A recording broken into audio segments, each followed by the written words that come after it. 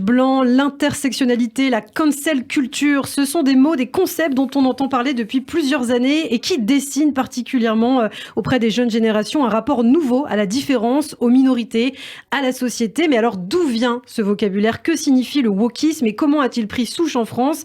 Eh bien c'est à ces questions que tente de répondre le documentaire Racisé, une histoire franco-américaine, un film qui revient sur les racines du wokisme et qui interroge le combat antiraciste aujourd'hui également. Mickaël Prazan, bonjour. Bonjour Ilana. Merci beaucoup d'être avec nous. Vous êtes l'auteur et le réalisateur donc de ce documentaire diffusé il y a quelques jours sur la chaîne LCP et disponible déjà en replay sur la chaîne YouTube et le site de LCP. Alors, c'est un documentaire, je crois, inspiré par un ouvrage publié en 2021, celui de l'écrivaine Rachel Kahn, Racé, aux éditions de l'Observatoire. C'est de ce livre qui est véritablement né l'idée de ce documentaire. Pas complètement. Ça fait un petit moment que j'observe ce phénomène grandir d'abord aux États-Unis et puis depuis quelques années en France. Et je m'inquiétais de la manière dont un certain nombre de concepts, de notions, de syllogismes commençaient à imprégner, bon, évidemment, ceux qui sont les plus réceptifs à ça. Je pense notamment au département de sociologie, mais au-delà des départements de sociologie, ça gagne dans un certain nombre de secteurs, même en entreprise, voire même surtout en entreprise. Et fondamentalement auprès d'une jeune génération, disons les moins de 25 ans pour faire court, qui prennent pour acquis tous ces nouveaux concepts qui, pour certains d'ailleurs, sont pas forcément inintéressants, mais d'autres sont pétris, disons, voilà, c'est des théories pleines de trous, Ouais. Et qui ne fonctionnent pas, à mon avis, et qui sont fondées avant tout sur une forme de revanchisme très propre à la situation états-unienne, et qui, à mon avis, n'avait pas de réalité fondamentale en France, si ce n'est pour contester, voilà, Ouais. et revendiquer un certain nombre de choses. Alors justement, ce documentaire met donc face à face deux histoires, celle du racisme aux États-Unis et celle du racisme en France, deux histoires avec leurs contradictions, leurs différences évidentes, différences certes, mais est-ce que ce que vous expliquez en fait, c'est que les États-Unis ont été très inspirés par les Français, par les philosophes français notamment? Oui, alors pour moi c'était important avant même d'en juger, si vous voulez, d'expliquer le phénomène et de comprendre d'où il vient. Et c'est une histoire au long cours qui débute dans les années 60 jusqu'au début des années 70 aux États-Unis sur deux plans. Le premier, c'est la lutte pour les droits civiques, absolument nécessaire, qui court au long des années 60, avec évidemment la geste de Martin Luther King, mais aussi la contestation du système républicain par Malcolm X. Donc il y a cette contestation et évidemment la volonté d'en finir avec la ségrégation qui demeure encore aux États-Unis et qui d'ailleurs fracture ce pays. Donc ça, c'est le premier plan. Et le second plan, c'est les campus américains qui vont découvrir un certain nombre de philosophes français qu'ils vont d'ailleurs appeler la French Theory. C'est Deleuze, Derrida, Foucault, avec un concept qu'ils vont lire à l'aune de leur situation et de leur obsession raciale, c'est-à-dire l'idée de la déconstruction. Et donc ces deux phénomènes concomitants vont s'emboîter pour provoquer ce qu'on va ensuite appeler le wokisme, c'est-à-dire il faut déconstruire nos manières de penser, il faut déconstruire la société, il faut déconstruire les fondements raciaux et prendre conscience des discriminations et prendre conscience aussi de la domination blanche. Oui. Donc voilà, c'est ça qui va se formuler à la suite de ces deux phénomènes concomitants qui ont lieu aux États-Unis. Et puis ensuite, ça va nous être renvoyé, d'ailleurs pas totalement innocemment, par un soft power très actif américain qui pense avoir découvert le fil à couper le beurre et qui va essayer au fond de l'imposer au reste de la planète avec un certain nombre de médias, un certain nombre de diffusions très puissantes que peuvent être les réseaux sociaux, les séries américaines via les plateformes, Ouais. et aussi via une volonté politique purement américaine du camp qu'on pourrait qui se définit lui-même comme progressiste. Voilà, le camp du bien, comme on a souvent l'habitude d'en entendre parler. On y reviendra sur cette notion de wokisme. C'est un documentaire, Mickaël, qui fait plusieurs allers-retours, à la fois dans l'histoire de la ségrégation américaine, puis dans l'histoire récente, avec la création de mouvements comme Black Lives Matter, référent incontournable aujourd'hui de la vie politique américaine, alors qu'au départ, il y avait plutôt une convergence des luttes dans le racisme, dans l'antisémitisme, dans le mouvement des droits civiques. Les Juifs, par exemple, et les personnes afro-américaines étaient ensemble, et on voit que tout ça va être déconstruit finalement. justement. Rachel Kahn, dans le documentaire, évoque cet épisode qui est fondamental. Il y a eu une alliance, un partenariat au nom de la liberté, de l'égalité, dans les années 60-70, entre les Juifs et les Noirs. Mais au fond, cette alliance s'est retournée contre les Juifs, et pas seulement, aussi contre les Asiatiques, qui sont aujourd'hui considérés comme des espèces de supplétifs des Blancs, considérés aussi comme des dominants. C'est-à-dire qu'après 1967, la victime juive de la Shoah a basculé dans le camp des dominants, alors que ils étaient par essence même quasiment les dominés, en tout cas en Europe, mais aux États-Unis aussi d'ailleurs. Et de ce point de vue-là, ils ont basculé dans le camp du mal.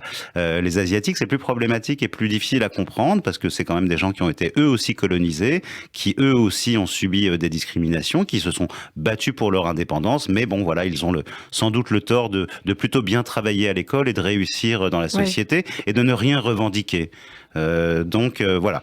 Il y a beaucoup de racisme anti-asiatique aux États-Unis. Les nouvelles générations afro-américaines ont aussi peut-être montré qu'elles avaient du mal à gérer cette histoire de l'esclavage aux États-Unis, de leurs ancêtres, l'injustice subie dans le passé qui est restée finalement assez impunie, qu'il y avait peut-être une forme de honte, de revanche à prendre. Et puis on voit dans ce documentaire justement ce petit garçon noir à qui l'on pose la question, voilà, une femme blanche devant lui, est-ce que tu me détestes? Et il dit oui, je te déteste. Ça, c'est dans le roman dans le livre Chien blanc de Romain Gary, qui est absolument prophétique. Il faut le lire. Il l'écrit à la fin des années 60, début des années 70.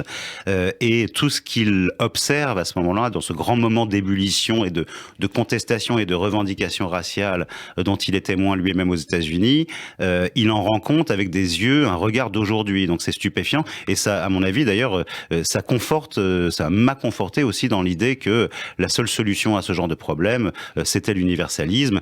Universalisme qui est évidemment fortement contesté par le wokisme, encore une fois par, à mon avis, un syllogisme qui est de dire l'universalisme a été inventé en Europe, donc par des blancs, et comme le blanc est mauvais par définition, eh bien en réalité l'universalisme est l'un des instruments de domination du blanc sur les minorités, ce qui est absolument épouvantable, et à tel point que lorsque, dans le film notamment, je montre un certain nombre de comptes sur les réseaux sociaux de jeunes gens, de jeunes femmes, en l'occurrence féminines, néo-féministes, woke, etc.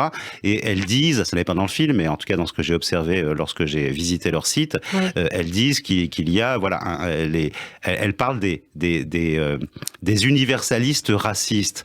Enfin, c'est stupéfiant, c'est-à-dire que l'universalisme, c'est absolument tout le contraire du racisme. Donc voilà, il y a une espèce de retour de bâton, d'inversion des valeurs qui, au fond, produisent une forme d'antiracisme racialiste, d'antiracisme raciste aussi, parce qu'au fond, lorsqu'on définit le blanc en fonction de présupposés négatifs ou diabolisants, qu'est-ce que c'est que... Voilà, c'est du racisme. Alors, il y a beaucoup de choses dans le wokisme, ce terme dont on entend parler depuis maintenant plusieurs années, qui est d'ailleurs devenu un petit peu fourre-tout, qui est utilisé par beaucoup de responsables politiques, même ici en France. Il y a beaucoup de choses, beaucoup de revendications, notamment celle d'être racisé. On entend beaucoup ce terme aussi dans ce documentaire, et c'est le titre de ce documentaire. Alors, qu'est-ce qu'être racisé? Est-ce que c'est une couleur de peau? C'est une mentalité? Qu'est-ce que c'est? Alors, être racisé, c'est appartenir à une minorité, disons, visible, et qui, pour cette même raison, est par nécessité, par définition, et ontologiquement sujette à discrimination. Donc, c'est une forme de victimologie, d'une certaine manière, et à partir de là, va se déployer toute forme de théorie, et aussi de volonté d'ascenseurs sociaux, mais non pas par la méritocratie, mais si on voit l'exemple même des États-Unis qui ont créé tous ces concepts par une représentation sous forme de quotas. Voilà. Donc on est encore une fois, je ne juge pas, on est dans l'obsession et les névroses américaines. Le problème, c'est qu'on n'a pas tellement envie d'importer ces névroses en France. Et puis finalement, c'est une opposition avec ce que la société post-apartheid souhaitait, c'est-à-dire la fin de la distinction entre noir et blanc, celle que souhaitait Martin Luther King. C'est Rachel Kahn qui dénonce justement dans ce documentaire ceux qui nous enferment dans notre couleur de peau. Martin Luther King était dans une perspective purement universaliste, qu'il réclamait, c'était l'égalité. Il disait évidemment votre système est intéressant, c'est un bel idéal, mais il ne fonctionne pas bien et on va vous aider, on va pousser pour l'améliorer et atteindre une égalité réelle. Jamais il n'avait pensé mettre à bas l'universalisme et la République lui-même. Donc voilà, au fond, c'est la convergence, disons, plutôt, issue d'un séparatisme type Malcolm X que l'héritage proprement dit de Martin Luther King. Et puis effectivement, vous parlez donc de cette importation de la notion du wokisme en France avec ces universités qui créent maintenant des pièces, des débats avec que des personnes racisées, entre guillemets. Donc c'est un nouveau syllogisme, c'est-à-dire qu'on fait du copier-coller de ce qui se passe aux États-Unis et on importe des concepts qu'on ne pense même pas, qu'on ne traduit même pas. D'ailleurs, c'est une traduction littérale. Tous les mots utilisés dans le wokisme sont une traduction littérale de mots valises américains et qui ne reflètent pas en réalité la situation de nos sociétés européennes et françaises en particulier. Et donc, on importe à la fois ces concepts qui sont, à mon avis, peu opérants concernant la société française, et en même temps des fantasmes de victimisation d'une certaine manière qui, encore une fois, ne correspondent pas. Alors ça ne veut pas dire, attention, je ne dis pas par là qu'il n'existe pas de racisme dans la société française, bien sûr qu'il en existe, mais enfin, de là à parler d'un racisme systémique, c'est aberrant. On est dans le pays qui est systémiquement le moins raciste qui existe. On a une justice qui ne prend pas à la légère toutes ces formes de discrimination ou de racisme qui peuvent exister. Il y a un réseau associatif extrêmement vaste et puissant sur ces questions-là, et des instances gouvernementales qui sont aussi des garde-fous très sérieux. Donc non, on n'est absolument pas dans un racisme systémique, et l'idée d'importer ça est...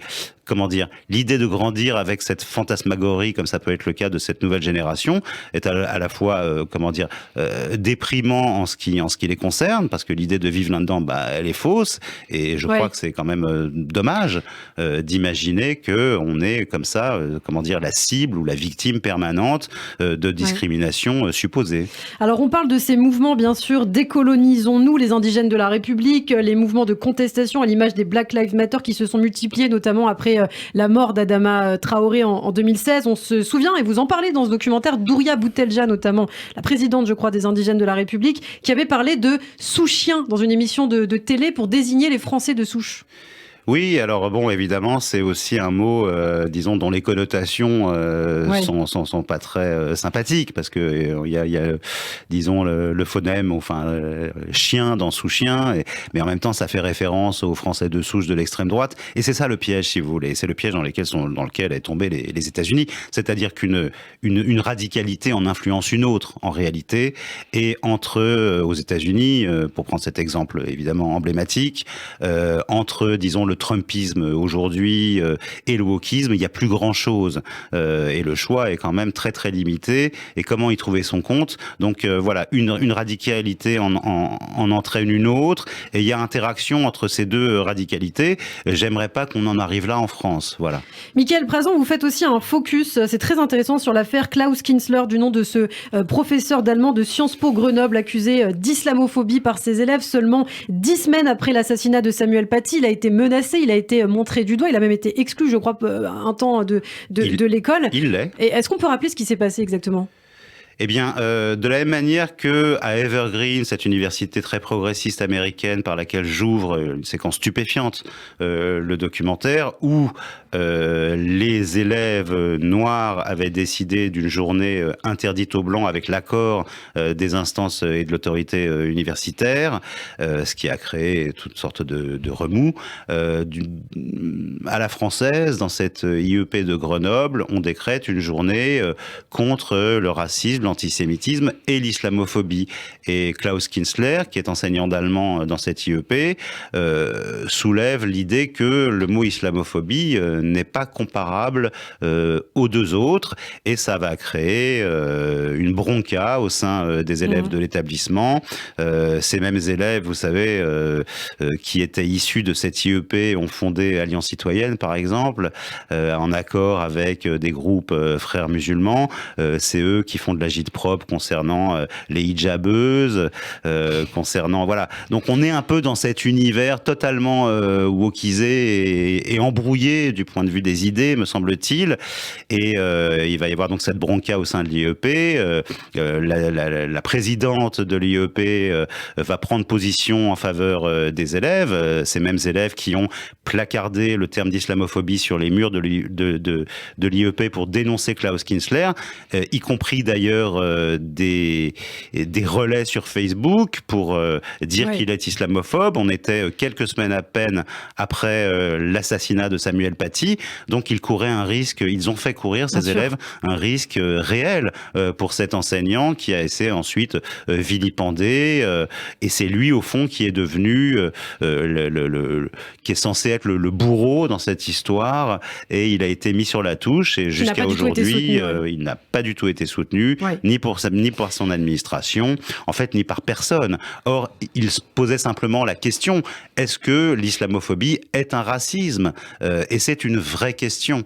Voilà. Est-ce qu'on peut critiquer une religion, l'islam, ou est-ce qu'on doit parler d'islamophobie, qui, on le sait, et je crois que c'est Avnous Shalmani qui le dit dans le documentaire, a été inventé par les gardiens de la révolution islamique? Mais bien entendu, ça a été inventé, disons, conjointement par la révolution islamique iranienne. C'est l'idée, au fond, de faire en sorte qu'on ne puisse absolument pas critiquer la religion musulmane, et ça a été ensuite relayé par le réseau frériste, les frères musulmans dans les pays occidentaux, ce qui d'ailleurs leur permettait de mettre en œuvre un certain nombre de revendications concernant le blasphème, concernant le voile, etc. Donc, si vous voulez, le terme d'islamophobie est en fait une forme de cheval de Troie qui permet de faire croire ou de faire accroire que être musulman, c'est comparable à une race, et que donc on ne peut jamais attaquer ou remettre en question ces revendications qui, en fait, sont des revendications islamistes.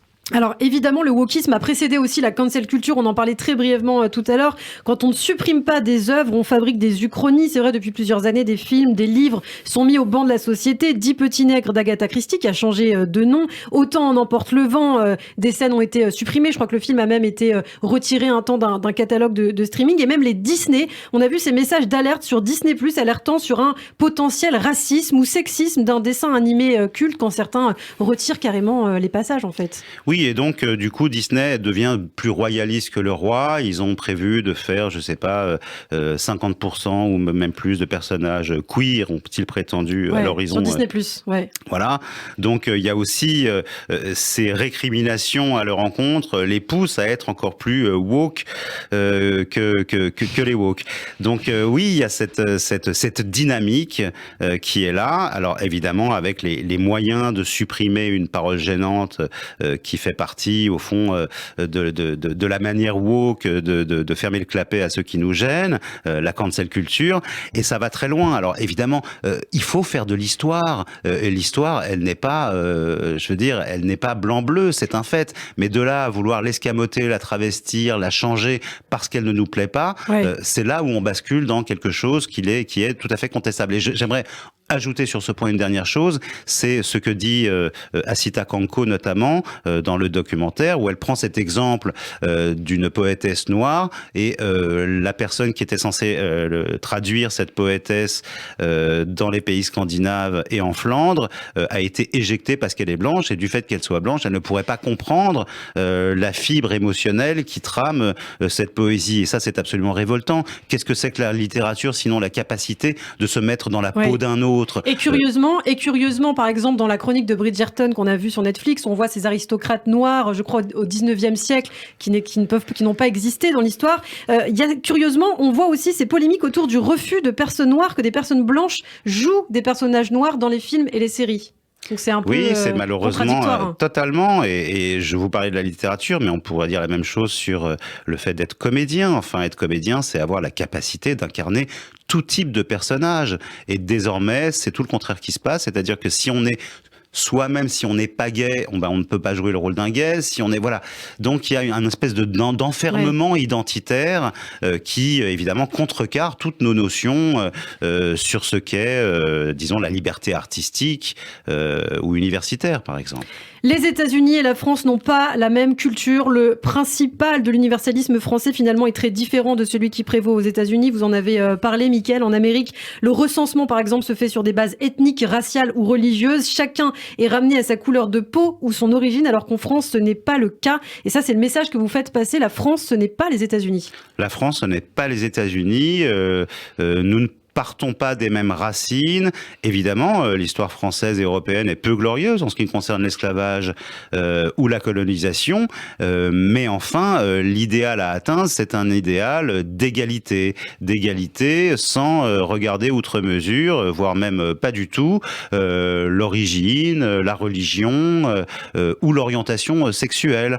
Et chacun est pris, si vous voulez, enfin, tout ça appartenait de mon temps, et je pense que ça devrait être encore le cas, à la sphère privée. Et aujourd'hui, c'est le déballage du privé, et c'est sur le privé, et même les a priori qu'on peut avoir sur ce privé qui doivent être principalement et prioritairement pris en compte. Si vous ne prenez pas en considération ma couleur ou mon orientation sexuelle, eh bien, c'est que vous êtes raciste ou sexiste.